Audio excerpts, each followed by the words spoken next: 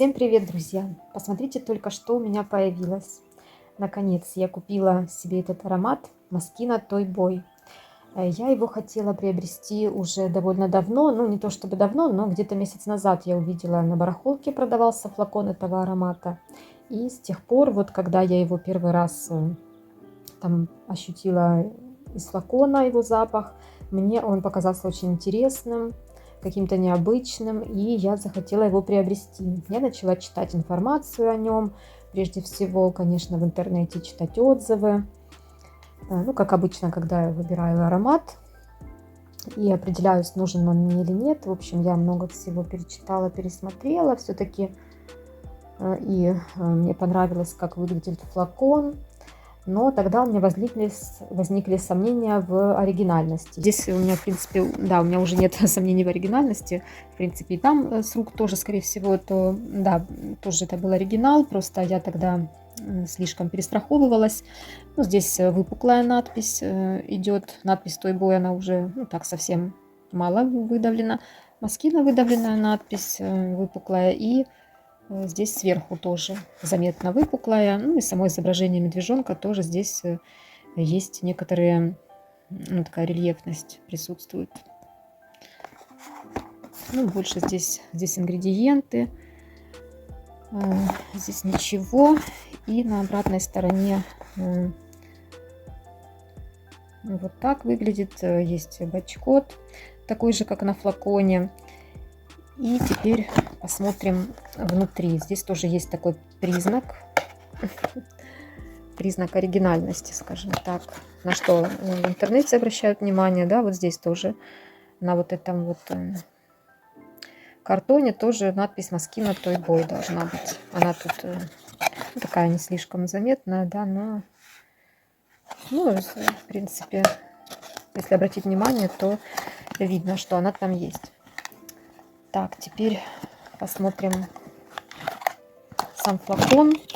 Мне очень нравится этот флакон. Я, наверное, на 50% из-за флакона хотела купить данный аромат. И в какой-то момент даже этот флакон стал каким-то своеобразным фетишем, наверное, для меня. Потому что я просто была одержима идеей покупки этого аромата. Не знаю прямо с чем это связано. Вот именно эта форма флакона и цвет, вот это все как-то, не знаю, вот что-то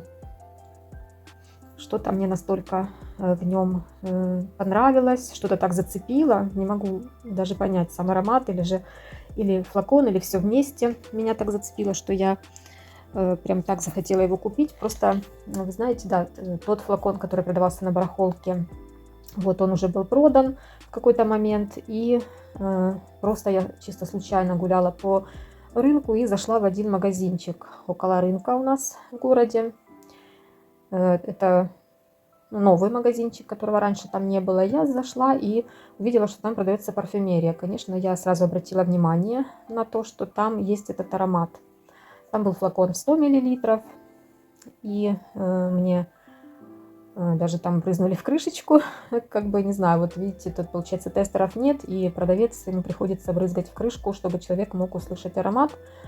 Приходится брызгать прямо из товарного флакона, да, который продается. Ну, конечно, не знаю, как к этому относиться, но как есть. Да, тестеров не существует в таких маленьких магазинчиках, поэтому, да, ну, флакон, в принципе, как он выглядит, это, наверное, все знают. Ну, он очень, конечно, такой приятный тактильно.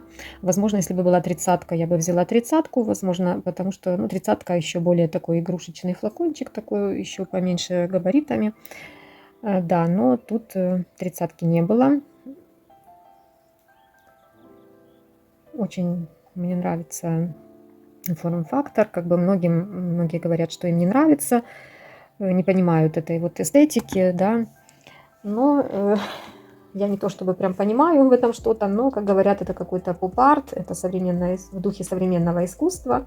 И я не могу с этим не согласиться. Конечно, очень прикольный, классный флакон. Мне нравится.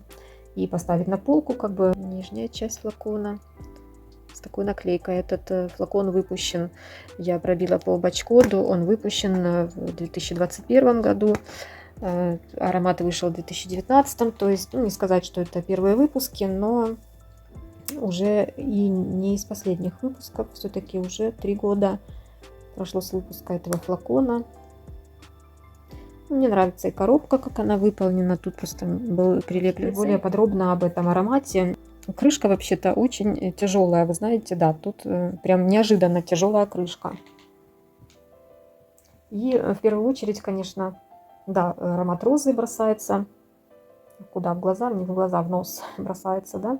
И вместе с ним вот эта мужская нота. Вот прямо из крышки ее хорошо я ощущаю.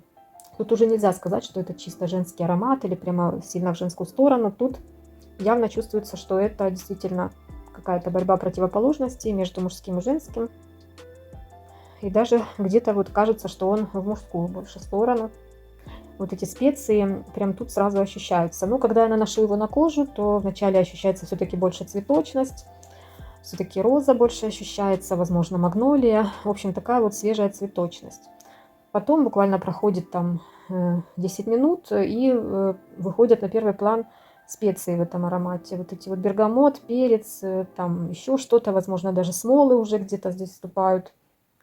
Прям такая сильная специевость выступает, и цветочность совсем как-то уходит куда-то далеко. И потом я слышу специи, и с ними, наверное, какая-то немножко такая огуречность начинается. Что-то между свежим огурцом и рассолом, вот как говорят, да, многие, что это аромат с нотой рассольности. Ну, я не скажу, что прям это рассол, но огуречность явно я ощущаю. Наверное, это сочетание вот розы со специями дает вот эту какую-то немножко рассольную ноту. Ну, это все очень, конечно, интересно, это очень необычно. И вы знаете, когда уже база аромата появляется, да, еще через какое-то время его ношения, мы ощущаем базу. База тут снова, он снова приходит к вот этой нежной розе. Вот я слышу снова вот эту вот нежную цветочность, свежесть аромата и более его женственную сторону. Вот так вот он для меня раскрывается. В начале и в конце это свежесть и цветочность, а в середине это специевость и такая вот более брутальность его проявляется. Вот я слышу его так. Я вставлю пирамиду, конечно. По пирамиде там несколько по-другому. Там в верхних нотах перец, по-моему, что-то еще. И в средних там цветы и специи, наверное. А в базе уже идет там амбра, элеми. Ну, не буду брехать, в общем, ставлю пирамиду. Но то, как для меня он раскрывается не совсем как по пирамиде. Скорее всего, совсем по-другому. Да, я, конечно, вообще не жалею, что его купила. Я очень рада. И очень он интересный, очень необычный. Вот. Знаете, как-то в начале, когда я начала только его разнашивать, немножко я как-то, можно сказать, в первый день немножко я не поняла, да, его, потому что ожидала больше розности в нем, розы больше ожидала. Но когда он ушел в специевость, мне немножко это подрастроило, что как-то слишком брутальное звучание получилось. Но сейчас, когда я уже его попользовалась им больше, то очень он мне нравится. Он такой очень все-таки он освежающий, все-таки и необычный, и, как говорят, такое нишевое звучание, да, что хоть это и люксовый бренд, но этот аромат имеет очень нишевое звучание. Вот эта роза, она несколько такая вот с оттенком виниловости, какой-то гладкого такого предмета, вот что и сочетается с флаконом, то, что это с такого гладкого стекла сделан, то здесь соответствует. Вот как кто-то говорит, что флакон не соответствует содержимому, но я не могу с этим согласиться, как по мне он соответствует. Потому что вот этот оттенок виниловости роза имеет в этом аромате. И сам флакон, он тоже как будто бы какой-то виниловый такой вот. Ну и специи, конечно, тоже это одно из моих самых любимейших направлений в ароматах, поэтому тут, конечно, тоже это моя тема, поэтому я очень довольна. И я, конечно, буду его, сейчас он у меня с весной ассоциируется, так как я начала его разнашивать весной. Летом, конечно, тоже буду пробовать, потому что все-таки роза и вот эта вот немножко огуречность, все-таки это свежие ноты. И мне кажется, летом он тоже вполне себе не будет слишком сладким. Вот как люди говорят, еще пишут, что он сладкий аромат, что в нем сладость. Может быть, для мужчины это кажется сладостью, но для меня это сладостью не кажется. Я не слышу в нем сладости вообще никакой. Просто вот эта прохладная роза, огурец и специи. Ну и смолы, возможно. А сладости я просто не знаю, что тут может отвечать за сладость. Тут нет ни ванили, никаких таких. Ну, амбра тут тоже, она не сладкая. Она скорее такая прохладная. Да, древесный аромат, специевый, цветочный. Вот скорее так. Мускус я тоже как-то не могу здесь вычленить какой-то. Если есть мускус, то он какой-то такой нежный, приятный и ненавязчивый. Вот. Ну, такое вот у меня. Такой небольшой обзорчик этого аромата. В общем, если вы сомневаетесь, хотите попробовать, то я, наверное, рекомендую этот аромат. Все-таки, мне кажется, он вас не разочарует, если вы любите именно необычные ароматы. Если вы любите что-то такое вот не мужское, не женское, или что-то такое вот именно такой вот дуализм в ароматах, да, какую-то изюминку, то этот аромат, думаю, вам понравится. Что касается позиционирования этого аромата, да, его маркетинга, вот говорят тоже, что какая-то неоднозначная реклама этого аромата, что из-за этого он в России и в постсоветских странах плохо продавался.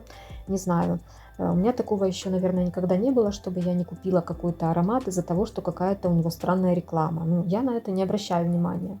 Не знаю, как вы, вот напишите в комментариях, обращаете ли вы на это внимание. Но у меня такого пока не наблюдалось. Я могу купить аромат из-за флакона, потому что мне понравился флакон.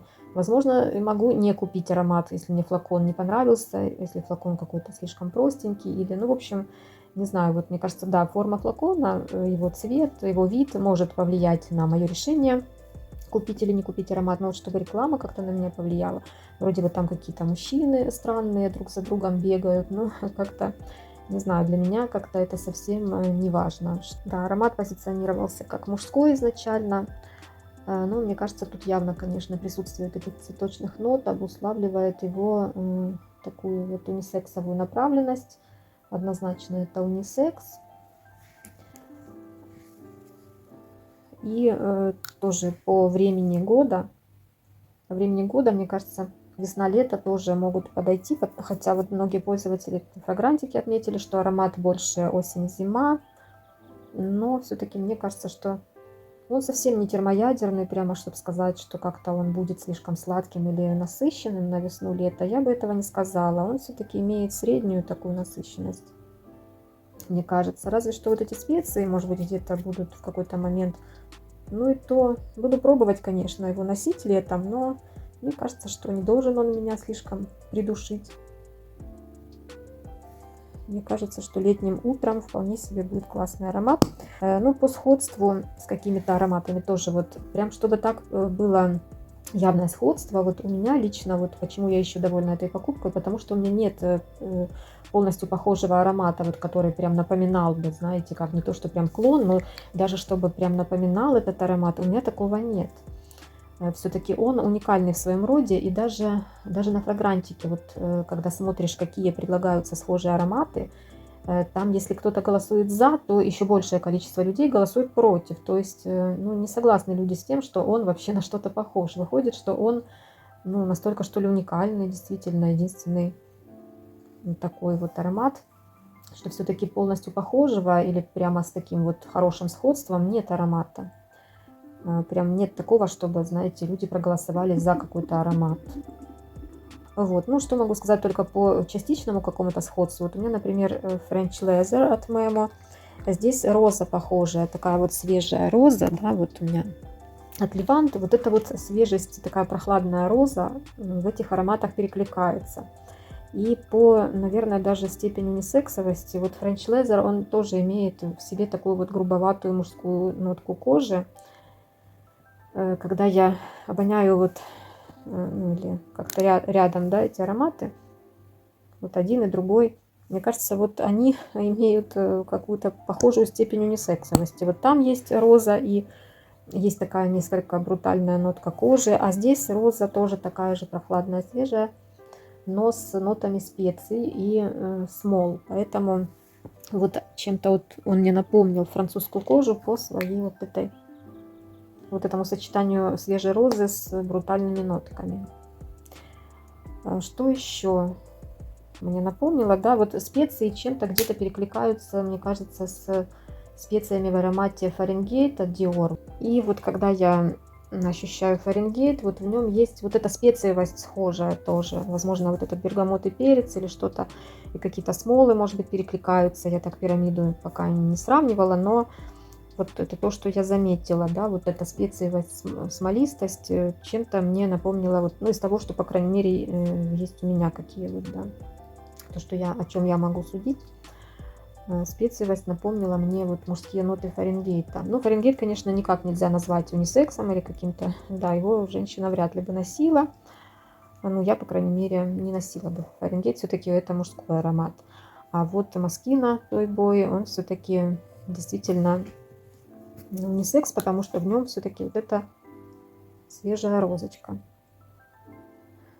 Ну вот, да, эта розочка хоть и свежая, но все-таки она всегда вот как бы тут идет всегда такая игра между вот этой розой и специями. Тут все время ощущается вот эта вот двойственность. Ну, этим и интересен данный аромат. Да, еще что хочу сказать. Зимой я смотрела, или осенью, аромат от Лалик, жемчужины, Перс де Лалик.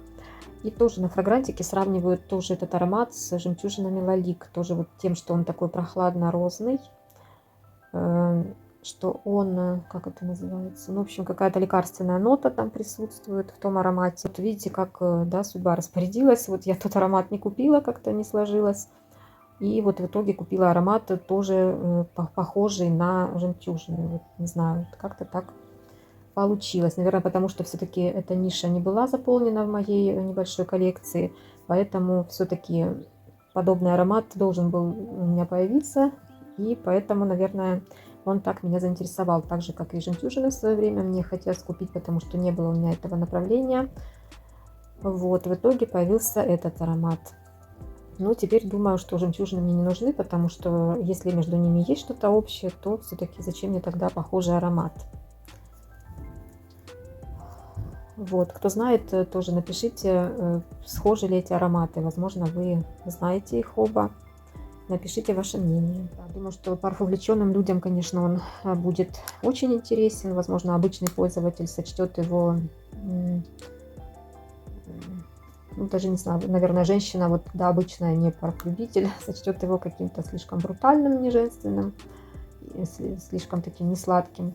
А мужчина все-таки сочтет его, наоборот, слишком женственным. Тот мужчина, который не увлекается парфюмерией, да, сочтет его чересчур женственным. Поэтому вот это действительно такой аромат, который я, как могу предположить, из-за чего он мог плохо продаваться, из-за того, что вот он такой вот аромат действительно для людей, скорее всего, которые увлекаются парфюмерией, которые много уже чего попробовали, которые поймут вот его изюминку.